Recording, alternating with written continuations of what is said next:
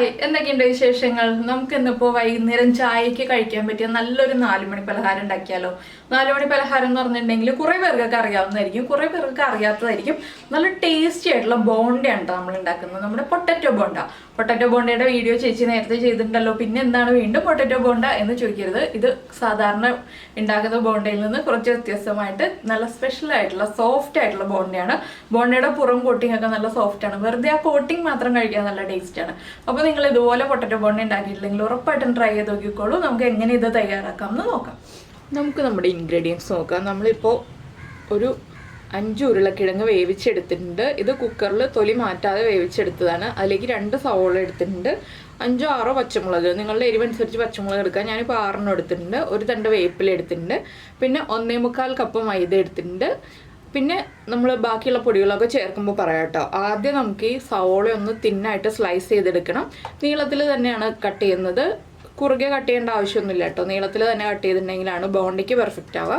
അതുപോലെ തന്നെ ഈ ഉരുളക്കിഴങ്ങിൻ്റെ തൊലി മാറ്റിയിട്ട് ഒന്ന് ഉടച്ചെടുക്കണം. അതിനുശേഷം അതിൻ്റെ മസാല റെഡിയാക്കിയിട്ടാണ് നമ്മൾ മാവ് റെഡിയാക്കുന്നത്, പൊരിച്ചെടുക്കാനുള്ളത്. അപ്പോൾ നമുക്ക് ആദ്യം ഈ മസാല റെഡിയാക്കി എടുക്കാം.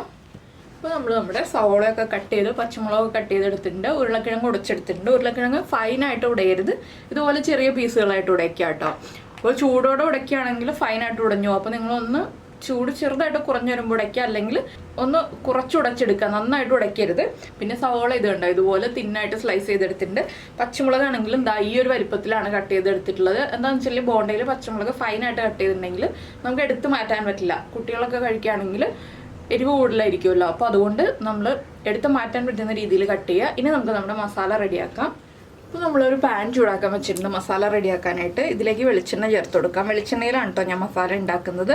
വെളിച്ചെണ്ണയിൽ ഉണ്ടാക്കുന്ന മസാലയ്ക്കാണ് ടേസ്റ്റ്. പിന്നെ വെളിച്ചെണ്ണയിലാണെങ്കിലും ഏത് ഓയിലാണെങ്കിലും ഓയിൽ കൂടി പോകാതെ ശ്രദ്ധിക്കണം. ഒരുപാട് എണ്ണ ആയിട്ടുണ്ടെങ്കിൽ നമ്മുടെ മസാല നമ്മൾ ബോൾസ് ആക്കി കഴിയുമ്പോൾ കറക്റ്റ് ആവില്ല. കയ്യിലൊക്കെ എണ്ണയാവും, നമ്മുടെ മാവിലേക്ക് ഇട്ട് കഴിയുമ്പോൾ അതിലും എണ്ണയാവും. ആകെ ബുദ്ധിമുട്ടായിരിക്കും എണ്ണ കൂടിയുണ്ടെങ്കിൽ. ഇതിലേക്ക് നമുക്ക് 1 ടീസ്പൂൺ കടുക് ചേർത്ത് കൊടുക്കാം. കടുക് കൂടുതൽ ചേർക്കാണ് ബോണ്ടയ്ക്ക് ടേസ്റ്റ്. പക്ഷേ ഇവിടെ കിച്ചൂസിന്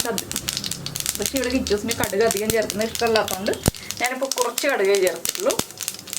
കടുക് പൊട്ടിക്കഴിയുമ്പോൾ നമുക്കിതിലേക്ക് നമ്മൾ കട്ട് ചെയ്ത് വെച്ചിരിക്കുന്ന സവോളയും പച്ചമുളകും കറിവേപ്പിലയും കൂടി ചേർത്ത് കൊടുക്കാം.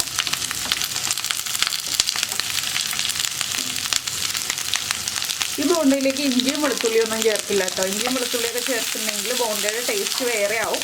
അപ്പോൾ ചില ആളുകൾ ഇഞ്ചിയും വെളുത്തുള്ളിയും ചേർക്കാറുണ്ട്. ചില സ്ഥലങ്ങളിൽ നിന്ന് നമ്മൾ ബോണ്ട വാങ്ങിക്കുമ്പോൾ ഇഞ്ചിയും വെളുത്തുള്ളിയൊക്കെ ചേർത്ത ബോണ്ടയായിരിക്കും കിട്ടുക. അപ്പോൾ നിങ്ങൾക്ക് ഇഞ്ചിയും വെളുത്തുള്ളിയും ചേർക്കണം എന്നുണ്ടെങ്കിൽ ചേർക്കാം കേട്ടോ. ഒരു 4 5 അല്ലി വെളുത്തുള്ളി ചേർക്കാം 5 ഉരുളക്കിഴങ്ങൊക്കെ എടുക്കുമ്പോൾ.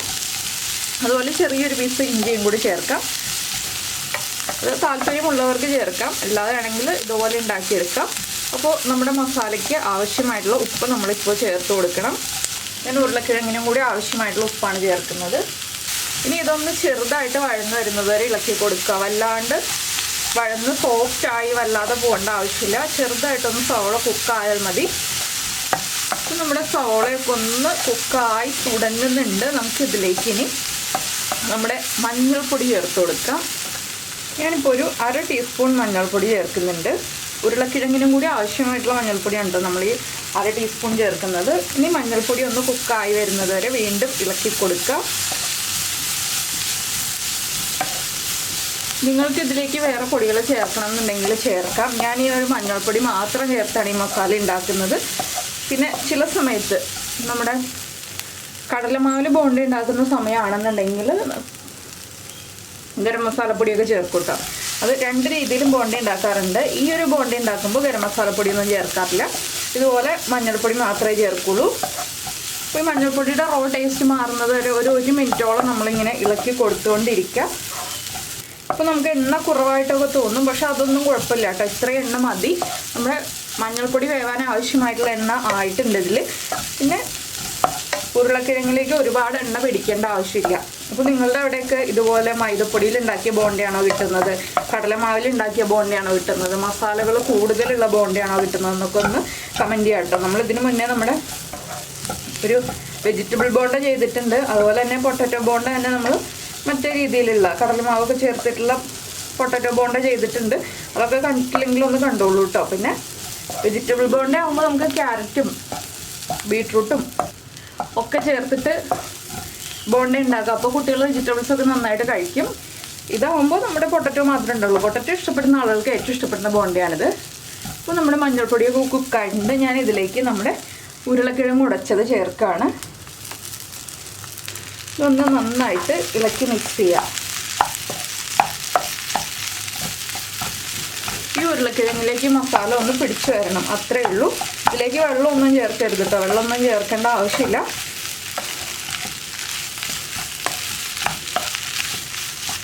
ഇതുപോലെ ഒന്ന് നന്നായിട്ട് ഇളക്കി മിക്സ് ചെയ്തെടുത്താൽ മതി. ഇനി ഫ്ലെയിം ഓഫ് ചെയ്ത് വയ്ക്കാം. നമുക്ക് ഇതിൻ്റെ ചൂടൊന്ന് മാറി വരുമ്പോൾ ഉപ്പൊക്കെ ചെക്ക് ചെയ്യാം. ഇപ്പോൾ ഉപ്പ് ചെക്ക് ചെയ്തിട്ടുണ്ടെങ്കിൽ ഉപ്പ് അറിയാൻ പറ്റില്ല. എന്താണെന്ന് വെച്ചാൽ ഉരുളക്കിഴങ്ങിലേക്കൊന്നും ഉപ്പ് പിടിച്ചിട്ടുണ്ടാവില്ലല്ലോ. അപ്പോൾ നമ്മളൊന്ന് ചൂട് മാറിയിട്ട് കുഴച്ചിട്ട് ഉരുളക്കിഴങ്ങിൻ്റെ ഉപ്പ് ചെക്ക് ചെയ്യുക. ഉപ്പ് കുറവാണെങ്കിൽ ആ ഒരു സമയത്താണ് ചേർത്ത് കൊടുക്കേണ്ടത്. അപ്പോൾ നമുക്ക് ഫ്ലെയിം ഓഫ് ചെയ്ത് വെച്ചിട്ട് ഇതിലേക്ക് വേണ്ട ബാറ്റർ റെഡിയാക്കി എടുക്കാം. അപ്പോൾ നമ്മൾ ബാറ്റർ റെഡിയാക്കാനായിട്ട് നമ്മുടെ മൈദപ്പൊടി എടുത്ത് വെച്ചിട്ടുണ്ട്. ഇതിലേക്ക് നമുക്കൊരു 1/4 ടീസ്പൂൺ മഞ്ഞൾപ്പൊടി ചേർത്ത് കൊടുക്കാം.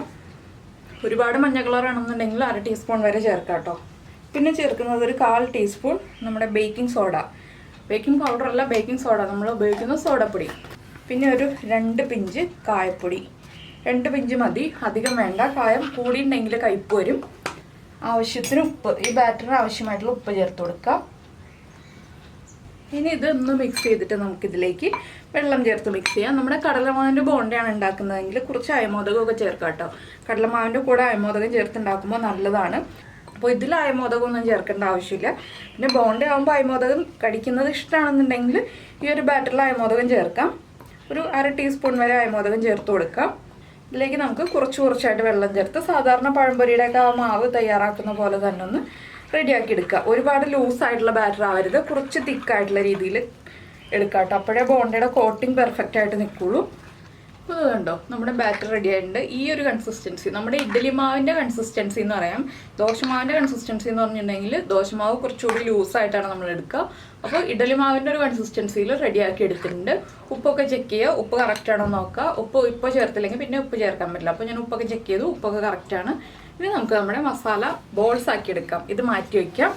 മസാല റെഡിയാക്കിയത് ഒന്ന് നമുക്ക് കുഴച്ചെടുക്കണം. ചെറിയ ചൂടുണ്ട്, അപ്പോൾ ഒന്ന് ഇളക്കി കൊടുത്തിട്ട് നമുക്ക് കുഴയ്ക്കാം. എന്താണെന്ന് വെച്ചിട്ടുണ്ടെങ്കിൽ കൈ പൊള്ളരുതല്ലോ, അതുകൊണ്ടാണ് ചെറുതായിട്ടൊന്ന് ഇളക്കി കൊടുത്തിട്ട് കുഴയ്ക്കാം എന്ന് പറയുന്നത്. ആദ്യം ഈ മസാല എടുത്തിട്ട് ഒന്ന് ഉപ്പ് ചെക്ക് ചെയ്യുക. ഈ തുമ്പിൽ ഉള്ള മസാല എടുത്ത് ഉപ്പ് ചെക്ക് ചെയ്തിട്ടുണ്ടെങ്കിൽ ഉപ്പ് കുറവാണെങ്കിൽ കൂടുതൽ ഉപ്പ് ചേർക്കണം. ഉപ്പ് കറക്റ്റ് ആണെന്നുണ്ടെങ്കിലും കുറച്ചുകൂടി ഉപ്പ് ചേർക്കട്ടെ. ഈ സൈഡിൽ നമ്മൾ മസാലയുടെ ഉപ്പ് നോക്കുകയാണെങ്കിൽ ഉപ്പ് ചേർക്കുന്നത് കറക്റ്റ് ആക്കാനായിട്ട് ഉപ്പ് എപ്പോഴും കൂടി നിൽക്കണം, ആ രീതിയിൽ ചേർത്ത് കൊടുക്കുക. ഇപ്പോൾ ഉപ്പ് കൂടുതലുണ്ട്, ഇനി ഞാൻ ഉപ്പ് ചേർക്കുന്നില്ല. ഇനി നമുക്കിത് ഒന്ന് കുഴച്ചെടുക്കാം. എന്താണെന്ന് വെച്ചാൽ ചെറുതായിട്ടൊന്ന് കുഴച്ചാലേ നമ്മുടെ ഉരുളക്കിഴങ്ങിൻ്റെ ഉൾഭാഗത്തേക്കൊക്കെ മസാലയുടെ ഉപ്പൊക്കെ ചെല്ലുള്ളൂ. അപ്പോൾ നമ്മളിതാ ഇതുപോലെ കുഴച്ചെടുത്തിട്ടുണ്ട്. ഒന്നുകൂടി ഉരുളക്കിഴങ്ങ് കുടഞ്ഞു വന്നിട്ടുണ്ട്. അതുകൊണ്ടാണ് നമ്മൾ ആദ്യമേ ഉരുളക്കിഴങ്ങ് നന്നായിട്ട് ഉടയ്ക്കാതെ മസാല റെഡിയാക്കി എടുത്തത്. ഇപ്പോൾ ഒന്നുകൂടി ഒന്ന് ചെറുതായിട്ട് ഉടഞ്ഞു വന്നിട്ടുണ്ട്. ഇനി നമുക്കൊന്ന് ബോൾസ് ആക്കി എടുക്കാം. ബോൾസ് ആക്കി എടുക്കുമ്പോൾ കയ്യിൽ എണ്ണയോ വെള്ളമോ ഒന്നും ആവശ്യമില്ല കേട്ടോ. ഈ ഒരു ചെറിയ ചൂടിൽ മസാല ബോൾസ് ആക്കുകയാണെങ്കിൽ ഇതുപോലെ ഒന്ന് ആക്കിയെടുക്കുക. അപ്പോൾ വേഗം തന്നെ ഉരുണ്ട് കിട്ടും. അപ്പോൾ ചെറിയ ചൂടോടെ ബോൾസ് ആക്കുകയാണ് നല്ലത്. അപ്പോൾ നമുക്ക് പിടിക്കാൻ എളുപ്പമുണ്ടാവും, ചൂട് കംപ്ലീറ്റ് മാറിയിട്ട് ബോൾസ് ആക്കുന്നതിനേക്കാൾ. ഇതുപോലെ ചെറിയ ക്വാണ്ടിറ്റി എടുത്ത് കയ്യിൽ വെച്ചിട്ട് ഉരുട്ടിയെടുക്കുക, അത്രയേ ഉള്ളൂ. കറക്റ്റ് ഷേപ്പിൽ ബോൾ ആവണമെന്നൊന്നുമില്ല. നമുക്ക് എണ്ണയും ചൂടാക്കാൻ വയ്ക്കാം ഈ ഒരു സമയത്ത് തന്നെ. അപ്പോൾ എന്താണെന്ന് വെച്ചിട്ടുണ്ടെങ്കിൽ നമ്മുടെ എണ്ണ ചൂടായി വരുമ്പോൾ നമ്മുടെ ബോൾസും റെഡി ആയിട്ടുണ്ടാവും. ഞാനിപ്പോൾ ഇതാ ഈ ഒരു വലിപ്പത്തിലാണ് റെഡിയാക്കുന്നതെല്ലാം. അപ്പോൾ ഞാൻ എല്ലാ ബോൾസും റെഡിയാക്കി എടുക്കട്ടെ. അപ്പോൾ നമ്മുടെ ബോൾസ് എല്ലാം ഇതാ റെഡി ആയിട്ടുണ്ട്. അതുപോലെ തന്നെ നമ്മുടെ എണ്ണയും ചൂടായിട്ടുണ്ട്. ഇനി നമുക്കിത് ഫ്രൈ ചെയ്തെടുക്കാം. അപ്പോൾ നമ്മുടെ എണ്ണ നന്നായിട്ട് ചൂടായിട്ടുണ്ട്. നമ്മുടെ ബാറ്ററും നമ്മുടെ കയ്യിലുണ്ട്. ഇതിലേക്ക് നമ്മുടെ ഒരു ബോൾ റെഡിയാക്കിയത് ഇട്ട് കൊടുക്കുക. അതിനുശേഷം കൈ ഉപയോഗിച്ചോ സ്പൂൺ ഉപയോഗിച്ചോ നമുക്കിത് എണ്ണയിലേക്ക് ഇട്ട് കൊടുക്കാം. ഞാനിപ്പോൾ ഒരു സ്പൂൺ ഉപയോഗിച്ചാണ് ഇട്ട് കൊടുക്കുന്നത്. അതുപോലെ ഒരു 4 എണ്ണമാണ് ഞാൻ ഒരു സമയത്ത് ഇട്ട് കൊടുക്കുന്നത് കേട്ടോ. ഒരുമിച്ച് കുറേ ഇട്ടിട്ടുണ്ടെങ്കിൽ നമുക്ക് തിരിച്ചിടാനൊക്കെ ബുദ്ധിമുട്ടായിരിക്കും. അതുകൊണ്ട് ഒരു 4 എണ്ണം വീതം ഇട്ട് കൊടുക്കുകയാണ്. കൈ ഉപയോഗിച്ചിടുകയാണെങ്കിൽ കൈ കൊള്ളാതെ ശ്രദ്ധിക്കണം. അപ്പോൾ ഒരു സ്പൂൺ ഉപയോഗിച്ചിടുകയാണെങ്കിൽ നമുക്ക് കുറച്ചുകൂടി ഈസി ആയിട്ട് ഇതുപോലെ ഇട്ട് കൊടുക്കാം. അതുകൊണ്ടാണ് ഞാൻ ഇതുപോലെ ഇട്ട് കൊടുക്കുന്നത്.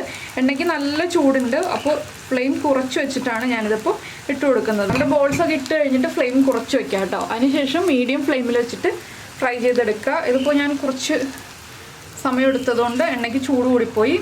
അതുകൊണ്ട് തന്നെ ഇങ്ങനൊരു ബ്രൗൺ കളർ വേഗം തന്നെ ആയിക്കഴിഞ്ഞു. നമ്മുടെ കോട്ടിങ് മാത്രമേ കുക്കാവാനുള്ളൂ. നമുക്ക് ഫില്ലിംഗ് ഒന്നും കുക്കാവാനില്ല, ഫില്ലിംഗ് ഒക്കെ കുക്കായതാണല്ലോ, അതുകൊണ്ട് തന്നെ ഈ കോട്ടിംഗ് ഒന്ന് കുക്കായി വരുന്നത് വരെ നമ്മളൊന്ന് വെയിറ്റ് ചെയ്യുക. അത്രയേ ഉള്ളൂ. വേഗം റെഡിയാവുന്നതാണ് ബോണ്ട. എന്താണെന്ന് വെച്ചാൽ ആ മസാല റെഡിയാക്കുന്ന കുറച്ച് സമയം മാത്രമേ നമുക്ക് കൂടുതലായിട്ട് എടുക്കുള്ളൂ. ബാക്കിയുള്ളതെല്ലാം ഈസിയാണ്. പഴംപൊരി ഉണ്ടാക്കുന്ന പോലെ തന്നെ ഈസിയാണ് ബോണ്ടയുടെ റെസിപ്പി. പിന്നെ എന്താണെന്ന് വെച്ചാൽ ഇടയ്ക്ക് കൊമ്പും വാലൊക്കെ ഉണ്ടാവുന്നു മാത്രമേ ഉള്ളൂ. അതൊക്കെ ഒരു രസമാണ് കഴിക്കാനായിട്ട്. അപ്പോൾ ഇതാ ഞാൻ കോരി എടുത്തു കഴിഞ്ഞു. ഒരു ബാച്ച് ഇത്രയും സമയം കൊണ്ട് തന്നെ ഫ്രൈ ആയിക്കഴിഞ്ഞു. ഇനി ഒന്ന് എണ്ണ ചൂടാകാൻ വേണ്ടി വെയിറ്റ് ചെയ്യണം. എണ്ണയുടെ ചൂടിപ്പോൾ കുറഞ്ഞിട്ടുണ്ട്. അപ്പോൾ എണ്ണയൊന്ന് ചൂടായി വരുമ്പോൾ നമുക്ക് അടുത്ത ബാച്ചും ഇതുപോലെ തന്നെ ഇട്ട് ഫ്രൈ ചെയ്തെടുക്കാം.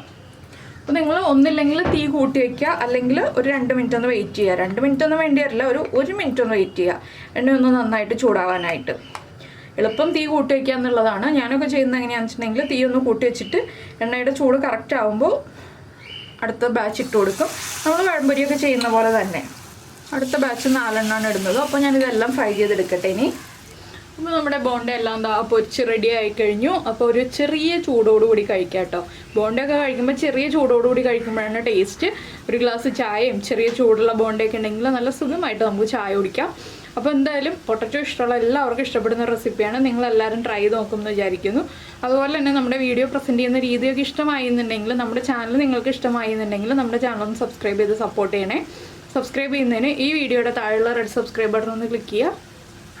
അതിൻ്റെ റൈറ്റ് സൈഡിലുള്ള ബെല്ലൈക്കണും ക്ലിക്ക് ചെയ്യുക. അപ്പോൾ ഓൾ എന്ന് പറഞ്ഞിട്ടൊരു ഓപ്ഷൻ വരും. ആ ഓളും കൂടി പ്രസ് ചെയ്തിട്ടുണ്ടെങ്കിൽ ഞാൻ എപ്പോഴും വീഡിയോ അപ്ലോഡ് ചെയ്യുമ്പോൾ നിങ്ങൾക്ക് നോട്ടിഫിക്കേഷൻ വരും. അപ്പോൾ ഈ ഒരു വീഡിയോ ഇഷ്ടമായിട്ടുണ്ടെങ്കിൽ ഒന്ന് ലൈക്ക് ചെയ്യാനും കമൻറ്റ് ചെയ്യാനൊന്നും മറന്നു പോകരുത് കേട്ടോ. നിങ്ങൾ ഈ രീതിയിൽ ബോണ്ട ഉണ്ടാക്കാറുണ്ടോ, അല്ലെങ്കിൽ ഏത് രീതിയിലാണ് ബോണ്ട ഉണ്ടാക്കുന്നതെന്നൊക്കെ ഒന്ന് കമൻറ്റ് ചെയ്യണേ. അപ്പോൾ എന്തായാലും നമുക്ക് നമ്മുടെ അടുത്ത റെസിപ്പിയുമായിട്ട് അടുത്ത ദിവസം വീണ്ടും വരാം.